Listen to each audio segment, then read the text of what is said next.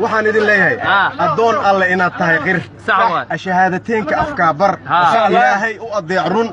awaamiirta rasuul raac sidaasaa lagu faray aday u bishaaree bulshadoo dhan bidcad iyo shirkiga badii xir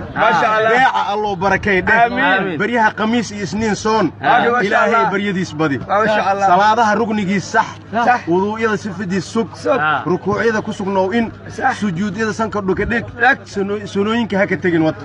hadduu ruux muslim galo gaf ha ka gees marina gartiis gal garabsiin dhaaf ku garsoor xaq keligaadaa lagu gelin god waxbana kuuma galaan gun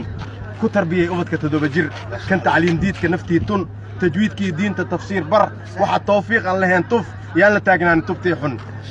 labadaa waalid wax weyn tar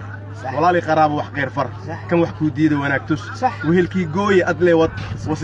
wasiyada rasuulka wataaraac dadkiina maqanow ummadda walaalihiina duruufta hayso soo afuriya ma sha Allah